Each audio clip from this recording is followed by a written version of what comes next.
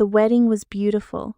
I want to say that first, because everything that came after it tends to overshadow that fact, and I do not want to give Vivienne Ashford the power to erase something that was genuinely mine.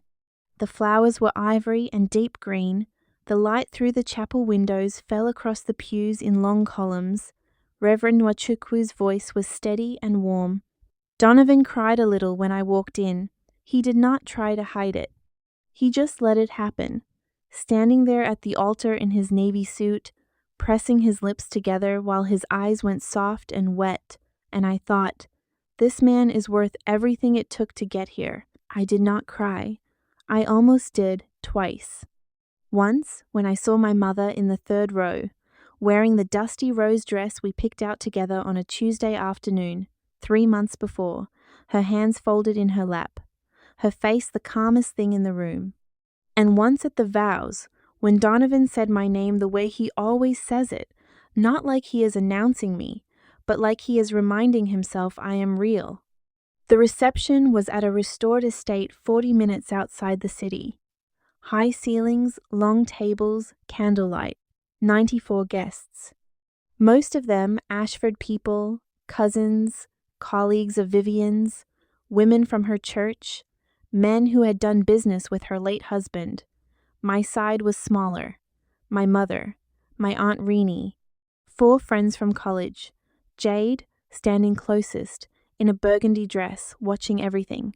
I had been married for 4 hours and 17 minutes when Vivienne found me. I was near the hallway entrance, just past the main doors, into the reception hall, holding a glass of sparkling water I had not touched. I had stepped away for a moment, not to hide, just to breathe.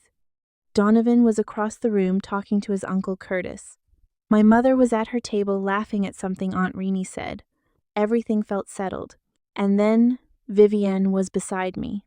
She was wearing a champagne-colored gown with a shawl across her shoulders, and her hair was in the kind of careful updo that communicates effort and authority at the same time.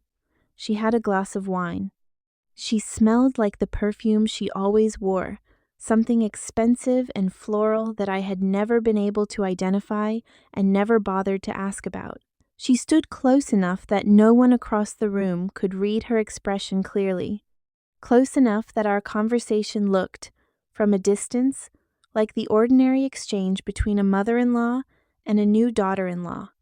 A warm moment, a quiet word. She looked at me and smiled. "You look lovely," she said. "The dress was a good choice." I thanked her. She tilted her head slightly, the way she always did when she was positioning something.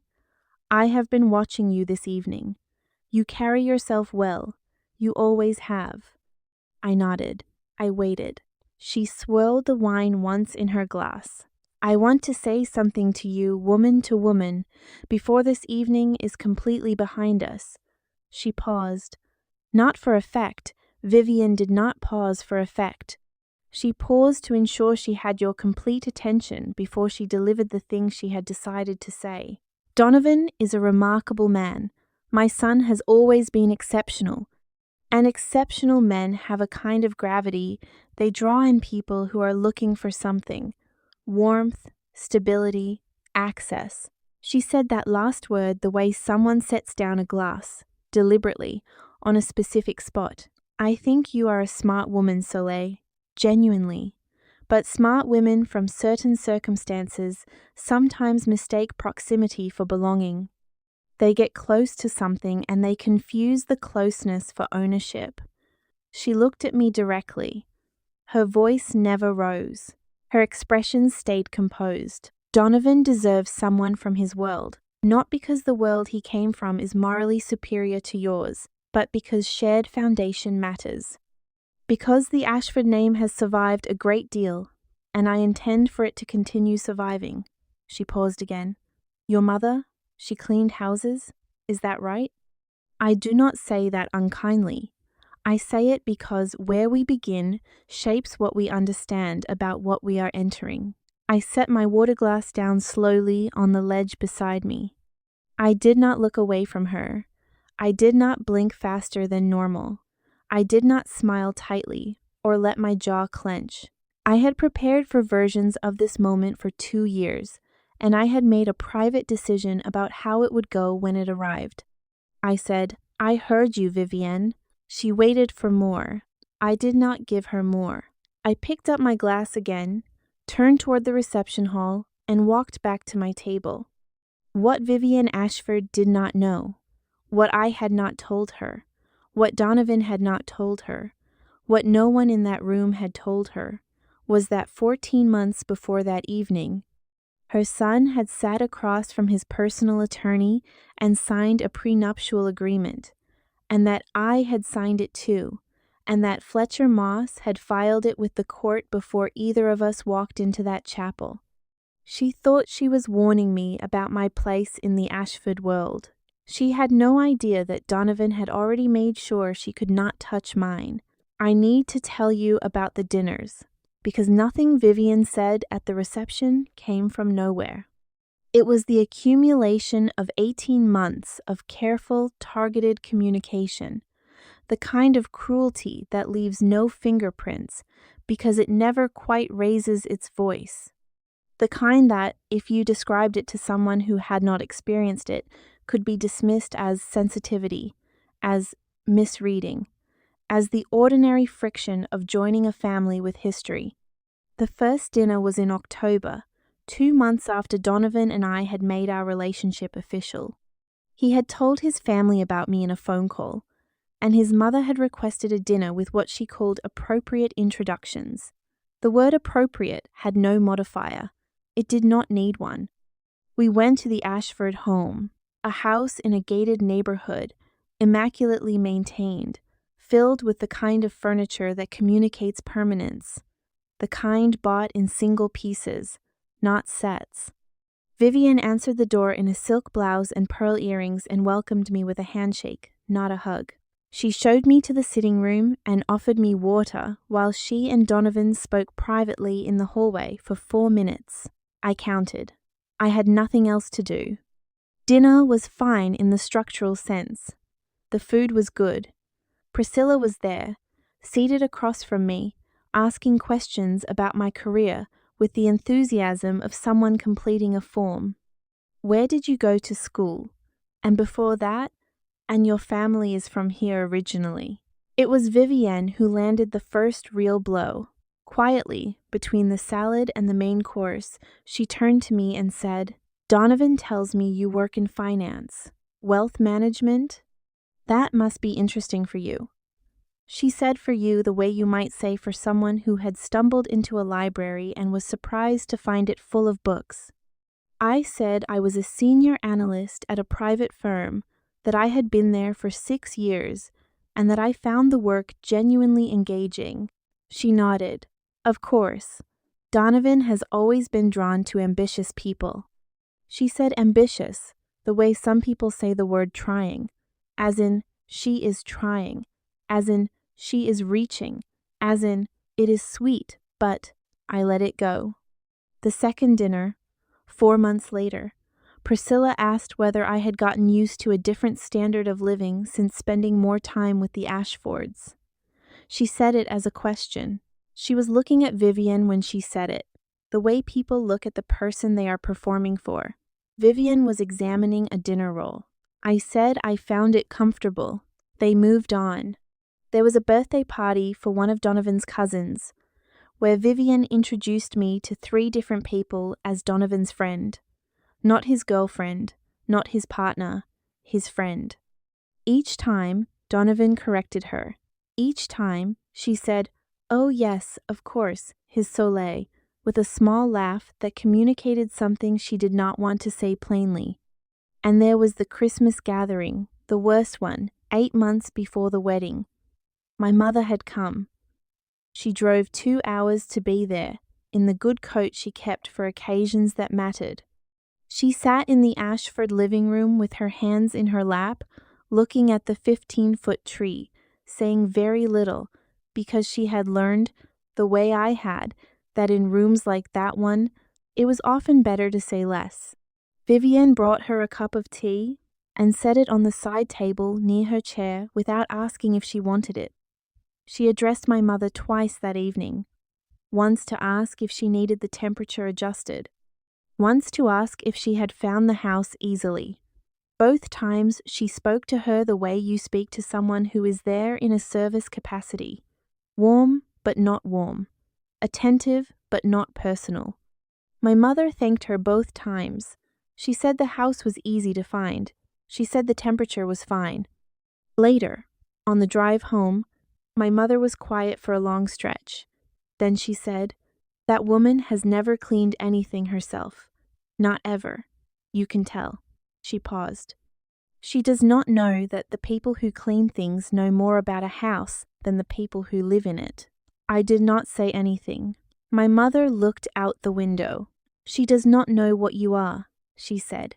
"That is her problem, not yours." I drove and thought about that. I thought about what it meant to be misread so consistently and so deliberately that the misreading starts to feel like a fact about you, rather than a fact about the reader.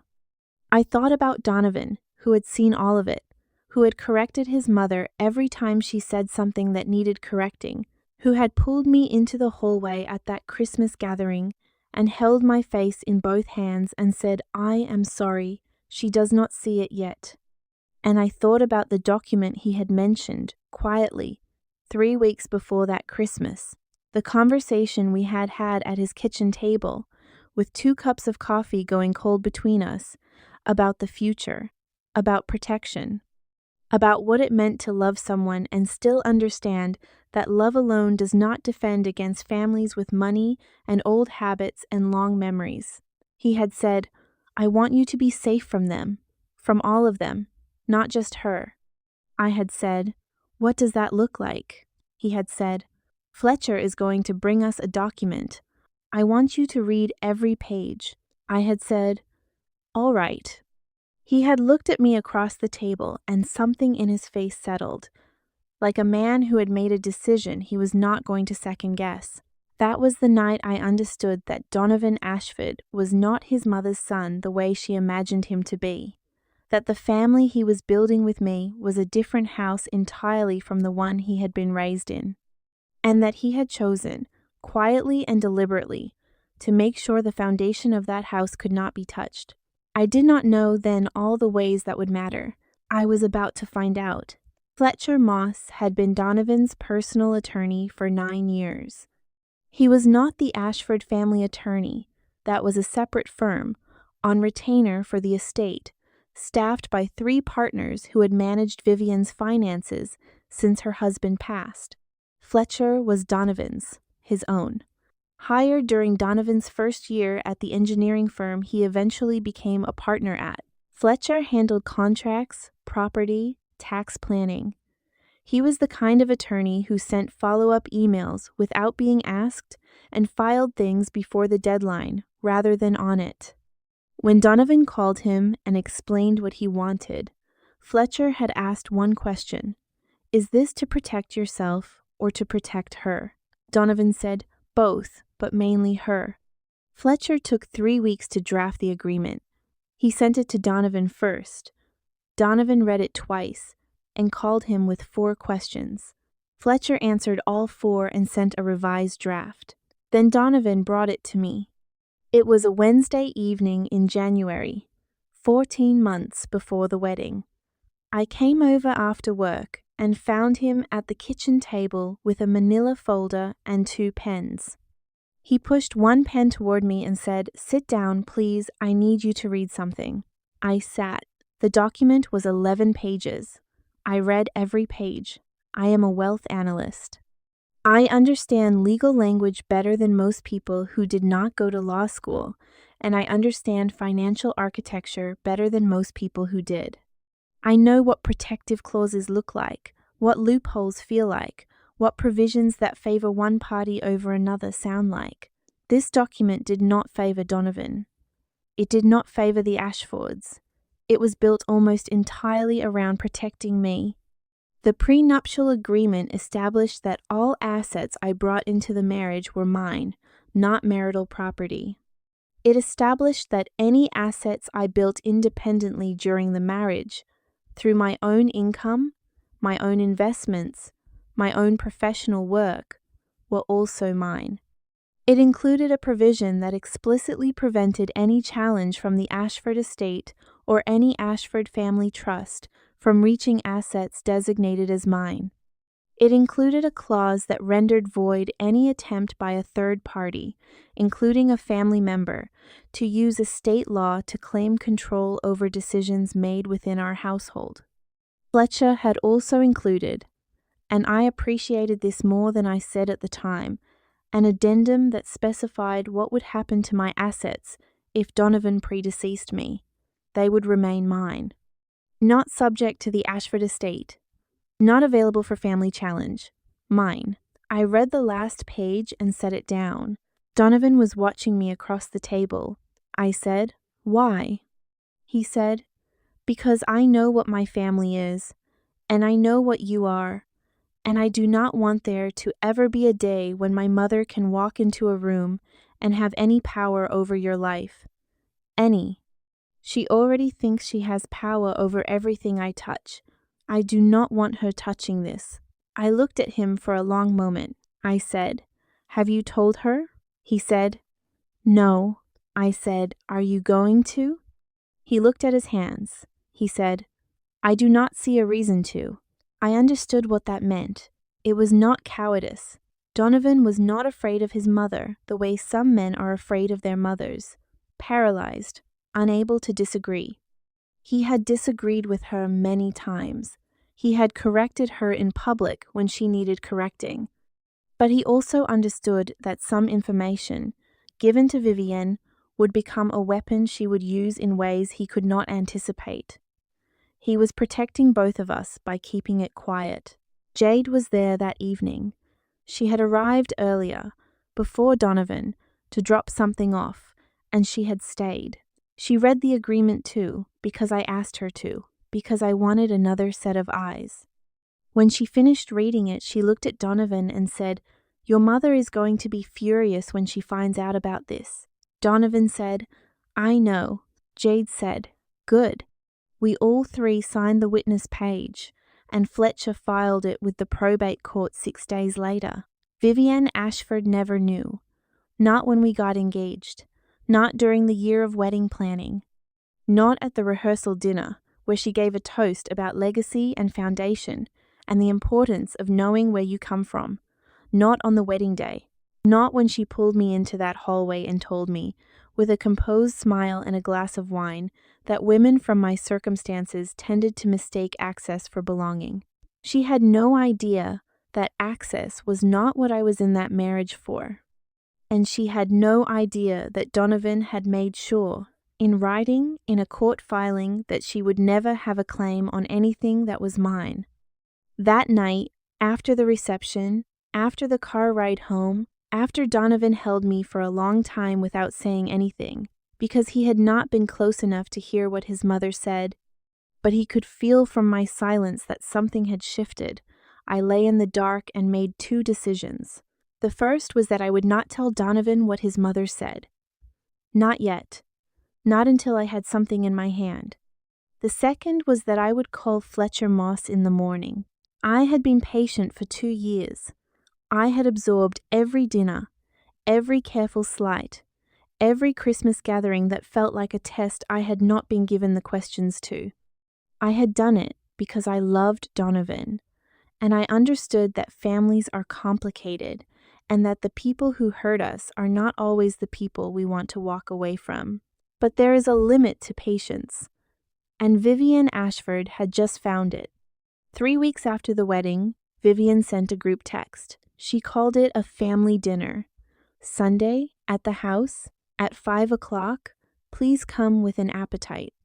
The message was addressed to Donovan, Uncle Curtis, Priscilla, 2 of Donovan's cousins who still lived locally, and this was new, me. I was in the group text, addressed by name. Donovan thought it was a peace offering. I did not say anything. We arrived at 5. The table was set the way Vivienne always set it when she wanted the occasion to feel significant. The good china, the ivory tablecloth, the candles lit early. Priscilla was already there, seated at the end closest to the kitchen, holding a glass of wine and looking comfortable in the way that people look comfortable when they have been let in on something. Uncle Curtis arrived just after us. He shook Donovan's hand and then turned to me and held both of my hands in both of his and said, "Congratulations, Soleil. I am sorry I did not get to tell you that properly at the reception. It was a beautiful day." I thanked him. I meant it. Vivienne came out of the kitchen in a cream blouse, composed and pleasant, and dinner was served. She made conversation across the table, asking about Donovan's current project, asking one of the cousins about a promotion she had heard about, asking Priscilla about a trip she had apparently planned. She asked me, once, whether I was enjoying being back at work after the brief time off for the honeymoon. I said I was. She nodded and moved on. It was not until after dessert, a tart that nobody finished, that Vivienne placed her hands flat on the table and said, "I would like to talk about something important. Something I have been planning for a while and feel the time has come to address." She reached into the credenza behind her chair. She had positioned herself near it deliberately, I realized, and produced a folder. Pale blue cover. The kind of folder that communicates that a professional made it. Inside, she explained, was a proposal for a revised Ashford family estate plan. She had been working with the family's attorneys for the past several months. The plan was designed to consolidate the assets that remained from her late husband's estate and establish a clearer structure for how those assets would pass to the next generation. She went through the main provisions at the table. There were 4 of them. The first 2 were straightforward, designations for existing properties and financial accounts. The third was a trust structure for any children that Donovan and his cousins might eventually have. The fourth was the one she had waited to get to. The fourth provision established an advisory board, her word, that would have oversight authority over any major financial decision made by Ashford family households, including household purchases, investments, and, she said, looking at me without quite looking at me, decisions made by any parties who had married into the family. She said it as though it were administrative, as though it were just structure, as though it were simply responsible stewardship of a legacy. I sat with my hands in my lap and said nothing. Donovan started to speak. He said, "Mom, that is, I am not sure about the oversight part. That seems like," Vivienne said, "it is standard in families with significant assets, Donovan. It protects everyone." Priscilla said, "It is very sensible. It really is." Uncle Curtis was quiet. Vivienne looked around the table with the expression of someone who has already decided how the vote will go. She said, "I would like everyone to review this tonight, and we can discuss any questions next week." She started to close the folder. I said, "May I see it?" She paused. I said, "The document. May I read it here?" She slid it across the table. I read it. All 22 pages. It took me 18 minutes. No one left the table. Donovan refilled his water twice. Priscilla asked if anyone wanted more wine. Uncle Curtis looked out the window. I turned to the last page and set the folder down in front of me. I said, "There are 3 provisions in here that would not be enforceable as written. Sections 4, 11, and 17. Section 4 creates an oversight authority without defining the decision threshold that triggers it, which means it is too vague to hold up if challenged. Section 11 attempts to bind parties who signed no agreement to its terms, which is not possible without separate consent. And Section 17 references a marital estate clause that contradicts existing state law on separately held assets." The table was quiet. Vivienne said, "The attorneys reviewed this thoroughly." I said, "I am sure they did. I am just telling you what I see." She looked at me with an expression I had not seen from her before. Not contempt, not condescension, something more like recalibration, as though she were looking at an object she thought she understood and finding that she had been wrong about its weight. She said, "We can discuss the details next week." I said, "Of course." I closed the folder and set it gently back in front of her. That night, on the drive home, Donovan was quiet for a long time. Then he said, "How did you know all of that?" I said, "I read documents for a living, Donovan." He nodded. Then, after another silence, "She is going to push this." I said, "I know." He said, "What do you want to do?" I said, "I want to call Fletcher." He looked at me, and in the quiet of the car, in the dark on the highway, I saw something shift in his face, a settling, a recognition that I had already been moving, and that he trusted where I was going. He said, "Okay." I said, "There is something else. I need to tell you what happened in the hallway at the reception." And I did. I told him all of it, quietly in the car, without inflection or editorializing.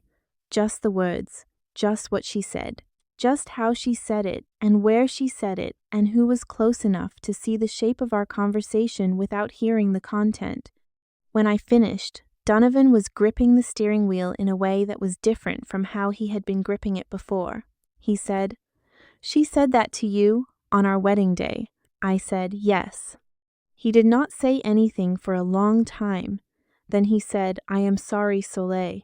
I said, "You do not need to apologize for her." He said, "I know. I am apologizing for not being close enough to stop it." I reached over and put my hand on his arm. I said, "You built a document that stopped it before it happened." That was enough. The night before what would become the second family meeting, Vivienne called Priscilla. This was not unusual. They spoke most evenings. Vivienne would call after 7, and Priscilla would answer before the second ring, and they would talk for anywhere between 15 minutes and an hour about whatever was pressing. Sometimes family, sometimes church, sometimes the kind of social accounting that people with Vivienne's relationship to status engaged in, who had done what, who had acquired what, who had been seen where, who deserved what. That particular Thursday night, they talked about me. Jade had come over that evening to our apartment to have dinner and go through some of the wedding photos that had finally arrived. She was on the couch with her phone when I took a call from my mother in the bedroom. She set her phone face up on the kitchen counter and opened a bag of chips and did not think about it again. What neither of us knew until Jade picked up her phone 40 minutes later was that she had pocket dialed me, that I had answered without realizing it, that my phone, sitting on the nightstand in the bedroom, had been connected to her phone for 47 seconds. My mother's call had gone long. I had not heard Jade's phone ring on the counter. I had not heard the 47 seconds of kitchen noise before Jade picked up her phone and the call ended, but my phone had recorded it. I do not mean that it recorded it deliberately. There was no app running. But my phone's voicemail had picked up at some point in those 47 seconds and captured a fragment. A fragment of the conversation Jade was having when she looked at her phone and realized it was connected to mine. She was not talking to me. She was on a 3-way call with Vivienne and Priscilla. The fragment was 22 seconds. I played it later twice and then sent it to myself and saved it in 3 places. In those 22 seconds, Vivienne's voice is clear. The audio is not perfect, but it is intelligible. And she says, her own voice, her own words, her own careful diction, the following: "The girl has no idea what she walked into. She thinks this marriage is hers. I will give her that much. She is smart. She reads things. But she is not equipped for what this family requires. And when Donovan finally understands the full weight of what I am building for him, she will not be able to keep up. I have seen it before. Women like her mistake a contract for a foundation. They do not understand that some foundations were laid before they arrived." Priscilla, faintly. "And the dinner next week?" Vivienne. "The dinner next week is where we establish the terms." And then the connection dropped.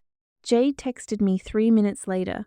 Soleil, call me, right now. I called her. She said, I have something you need to hear. She played it for me over the phone. I listened to it twice without speaking. Then I said, do not delete it. Do not save it anywhere that is connected to her. Save it on your phone and on your computer. Jade said, already done. Soleil, what do you want to do? I said, I want to let her have her dinner. Jade said, and then? I said, and then I want everyone in that room to hear that. There was a pause on the line. Then Jade said slowly, you have been planning this whole time. I said, I have been ready the whole time. There is a difference. She was quiet for a moment. Then she said, I will be there. I said, I know. I called Fletcher the next morning. I told him about the estate plan, the 3 unenforceable provisions, the advisory board provision, the language about parties who married into the family. I told him about the recording. I told him I wanted him at the next family dinner. I told him I wanted the prenuptial agreement on the table, physical copies, filed certification, everything. He said, when is the dinner? I said, Sunday. He said, I will clear my afternoon. And then I called Uncle Curtis. I had only spoken to Curtis Ashford a handful of times before that call, but something about him had always felt different from the rest of the Ashford world. He had a quality of stillness that I recognized in people who had seen something and decided not to pretend they had not. At the wedding, when he held my hands and said congratulations, his eyes had stayed on mine a second longer than necessary, not in an uncomfortable way. In the way of someone who has something they have not yet found the right moment to say. I called him and told him I needed to ask him something, and that I wanted him to be honest with me. He was quiet for a moment. Then he said, I was wondering when you would call. And he told me what he knew about Vivienne, about the estate, about a decision she had made 11 years ago that her late husband's family had never fully understood, about a document that had been drawn up, not by Fletcher, not by the family attorneys, but by a third party, at Vivienne's direction, 3 months before her husband passed. I listened to all of it. When he finished, I said, will you come on Sunday? He said, yes. I said, will you say it in the room? He said, I have been waiting 11 years to say it in the right room. I said, Sunday is the right room. That night, I sat at the kitchen table with a legal pad and went through everything I had. The prenup, the copy of the estate plan with my notes in the margins, the recording on my phone, what Curtis had told me, what Fletcher knew, what Jade was willing to say. I did not feel triumphant. I want to be clear about that. What I felt was more like the particular kind of tiredness that comes after you have been carrying something for a very long time and can finally see the place where you are going to set it down. I thought about my mother in that sitting room, the first night I went to the Ashford house, her hands folded, the cup of tea set beside her without being asked for, the temperature adjusted as though she could not regulate her own comfort. I thought about every room I had walked into and been assessed. I thought about the hallway at my own wedding, and then I closed the legal pad, put it in my bag, and went to bed. Sunday was 4 days away. I could sleep. Sunday arrived with the same china, the same ivory tablecloth, the same candles lit early. Vivienne had added flowers this time, white hydrangeas in a low arrangement at the center of the table. She was dressed in deep navy, her hair done carefully, her posture perfect. Priscilla was already there again, this time with a legal pad on the table beside her glass, as though she were taking minutes. The 2 cousins were absent. They had sent apologies, something about a prior commitment. It was possible Vivienne had not told them the meeting was this week. It was possible she had wanted a more controlled room. Uncle Curtis arrived at the same time we did. Donovan shook his hand. Curtis looked at me and gave one small nod. We sat down. Vivienne produced the folder again. Same pale blue cover. She had made additional copies, one for each person at the table. She distributed them with the efficiency of someone who was used to running meetings. She said, "I have had the attorneys review the provisions Soleil mentioned last week. They have confirmed that the language is sound." I said, "They confirmed their own work." She looked at me. I said, "I am not questioning their competence. I am noting that an internal review of a document by the people who drafted it does not address the external legal concerns. The issues I identified do not disappear because the same attorneys looked at them again." Vivienne said, "We have been working with that firm for 20 years. I said, "I understand." She said, "Their credentials are impeccable." I said, "I am sure they are." And I set the folder down without opening it. That was the moment, that small gesture. Folder on the table, hands on top of it, not opening it. It was not aggressive, it was not theatrical. But everyone in the room understood what it communicated. "I have already read this. There is nothing in here you are going to show me." Vivienne watched my hands on the folder. Priscilla glanced at her. Uncle Curtis looked at the window. Donovan looked at me. Vivienne said evenly, "I would like to walk through the provisions." I said, "Before we do, I would like to ask a question." She said, "Of course." I said, "When this plan was being designed, was there any discussion of consulting the people it affects? Specifically regarding Section 4, the advisory board and its authority over household decisions made by," and I am quoting the document directly, "parties who have married into the family?" She said, "The plan was designed to protect the family." I said, "Which family?" She said, "The Ashford family." I said, "I am an Ashford now." Silence. Not long, maybe 3 seconds. But the quality of those 3 seconds was different from the silence that had occupied rooms I had sat in with this woman before. This silence had weight. This silence had witnesses. Priscilla made a small sound, not quite a word, just a breath of something, and then looked at her legal pad. Vivienne said, "That is not what I meant." I said, "I know." I looked at her calmly. I did not drop my eyes. I did not soften my expression into something more accommodating. I just looked at her the way I had learned to look at complicated documents, without flinching, without looking for an exit. I said, "I would like to table the estate plan for now. There is something else I would like the room to understand before we go any further." She said, "This meeting was called to discuss the estate plan." I said, "And we will. But I think what I have to say is relevant. It changes some of the context." She looked at Donovan. Donovan looked at me. He said, "Let her finish, Mom."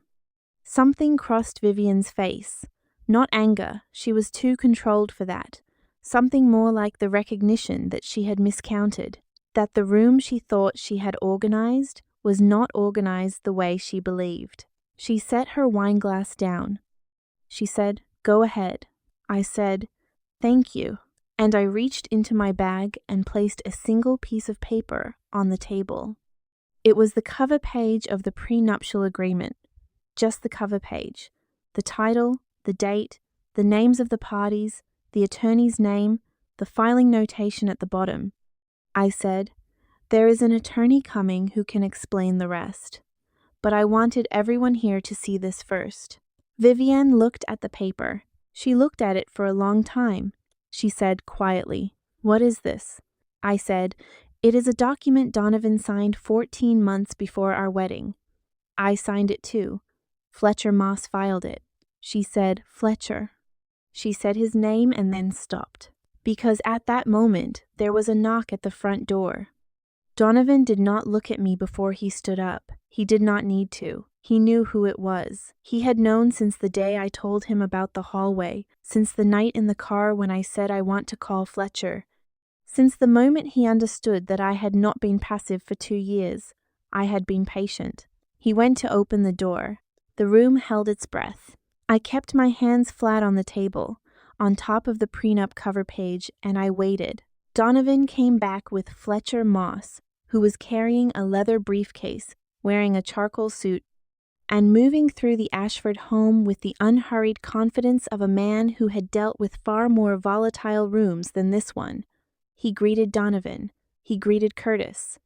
He looked at Vivienne and said good evening with no particular warmth and no particular coldness. And then he sat in the empty chair at the side of the table, the one Vivienne had probably intended to keep empty to maintain balance, and set his briefcase on his lap. Vivienne said, "I was not told." Fletcher said, "No, you were not. That is intentional."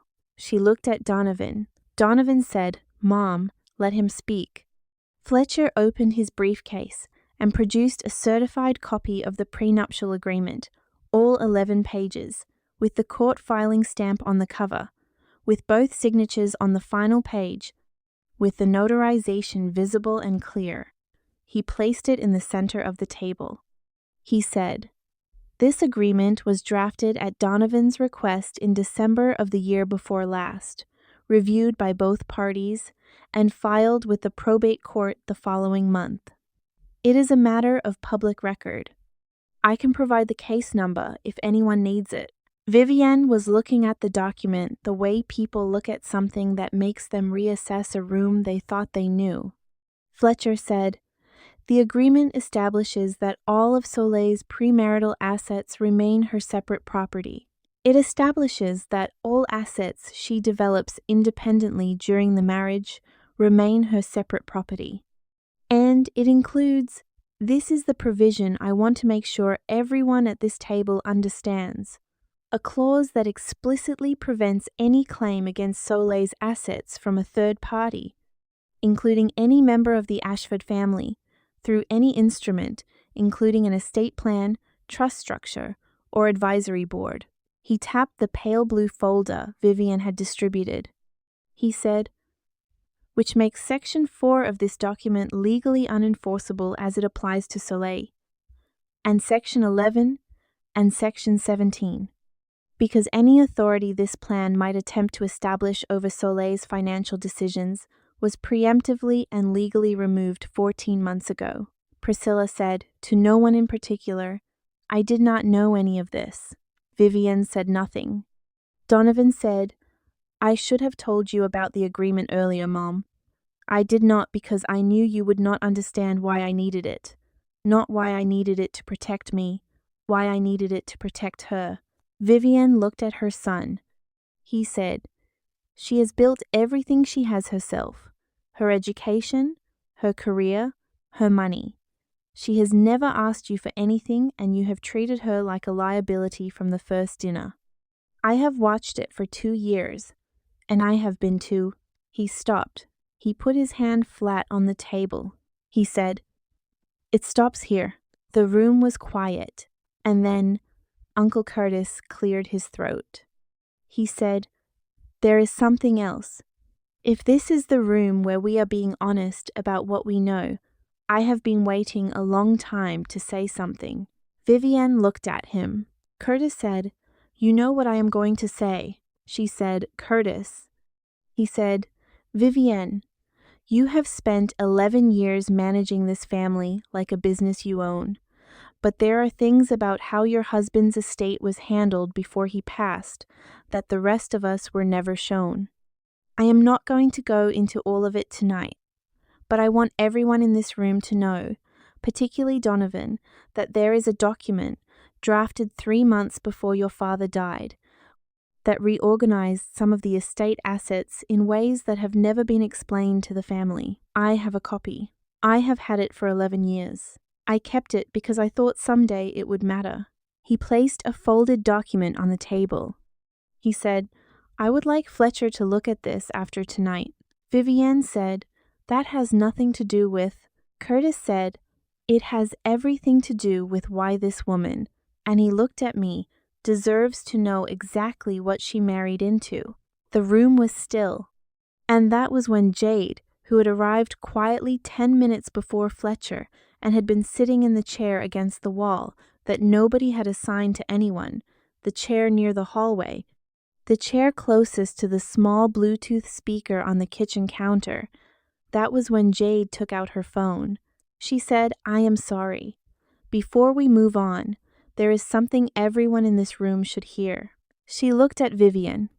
She said, "I did not record this on purpose, but I am not sorry that I have it." She pressed play. Vivienne's voice filled the room. 22 seconds. Women like her mistake a contract for a foundation. They do not understand that some foundations were laid before they arrived. Nobody spoke for a long time after it ended. Priscilla was looking at the tablecloth. Donovan was looking at his mother. Curtis was looking out the window. Vivienne sat very still. Her hands were flat on the table. Her face had not collapsed. She was not the kind of woman whose face collapsed. But something behind her eyes had shifted. The careful architecture of her authority, the composure she had worn for 63 years as both weapon and armor, was showing something it rarely showed. It was showing that she had been heard, not by the people she wanted to impress, by the people she had dismissed. I did not look at her with satisfaction. I did not look at her with contempt. I looked at her the way I had looked at complicated documents on difficult days, steadily, without flinching, without looking away. I said, "I did not come to this family to take anything from it, Vivienne. I came because I love your son, and I am going to stay because I love your son. But I am not going to spend the rest of my life being managed by a plan that was designed to make me feel like a guest in my own marriage." I picked up the prenuptial agreement and set it back in front of Fletcher. I said, "We are done with the estate plan." Vivienne did not respond. She looked at the table. She looked at the pale blue folder.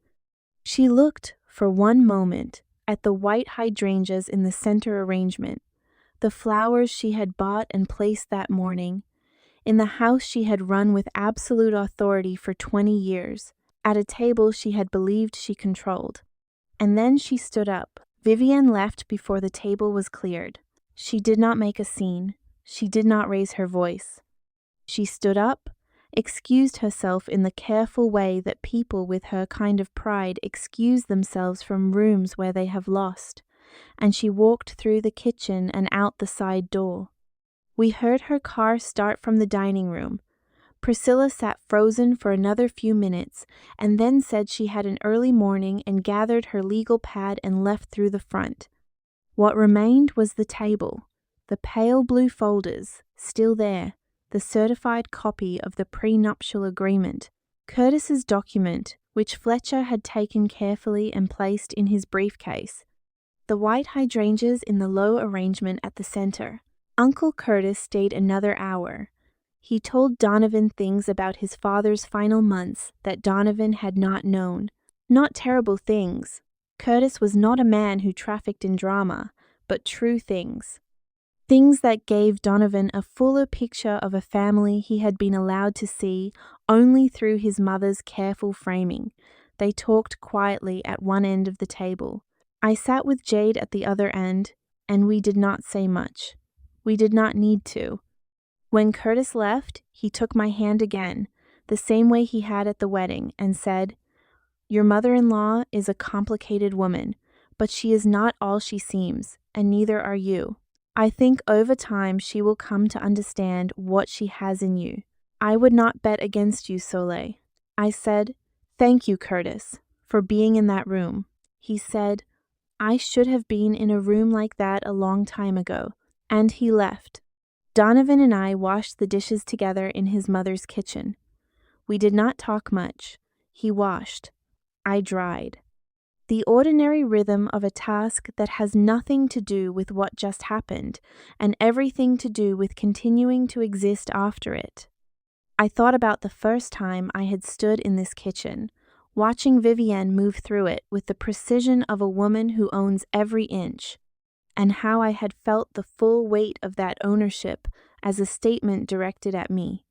You do not belong here. This is not your terrain.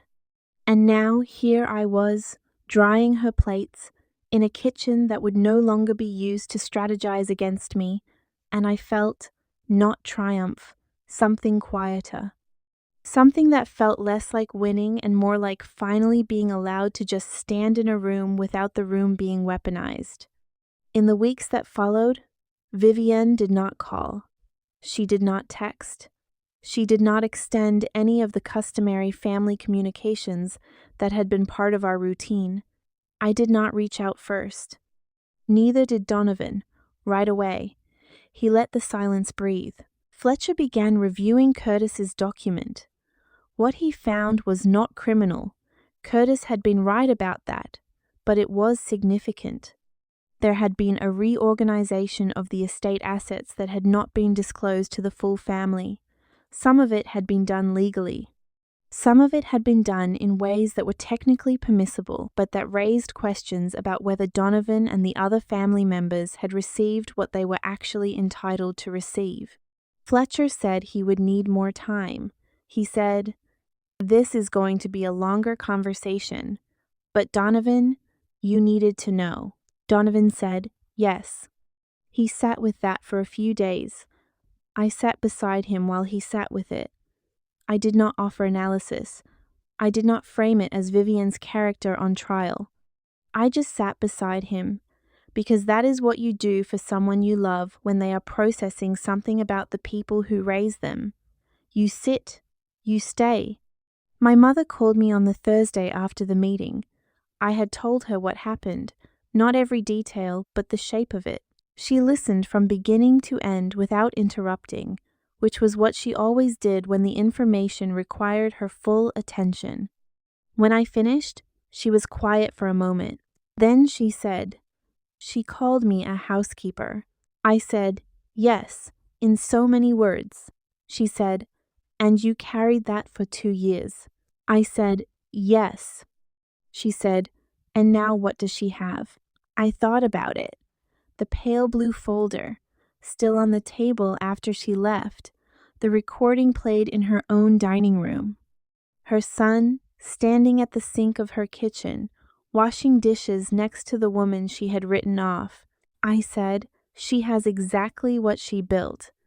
My mother made a sound, not quite a laugh, but close to one, the sound of someone who has seen a long arc complete itself. She said, "That is enough." And she was right. That is enough. We moved into a house the following spring. A house I had been quietly approved for a mortgage on 18 months before the wedding, before the prenup, before the dinner, before the meetings and the recordings and the pale blue folders. A house I had planned for during the years when I was being called smart for someone, from your circumstances and your mother-cleaned houses and women like you mistake access for belonging. A house that was mine, ours now, but mine first. I stood on the porch on the first evening we spent there, with the moving boxes still in the living room and the kitchen not yet organized, and I thought about Vivienne standing in that hallway at my wedding. The champagne gown, the careful smile, the wine swirling once in the glass. I thought about what she had said. I thought about what she had not known. I thought about every dinner and every Christmas and every room where I had been assessed and found decorative and forgotten about, and how I had kept going, kept working, kept building, kept signing documents and filing things and planning the kind of future that does not announce itself until it has already arrived. I thought about my mother in the 3rd row of that chapel, her hands folded, her face the calmest thing in the room. I stepped off the porch into the evening air and breathed. "Some foundations were laid before you arrived," Vivienne had said. She was right. Mine was.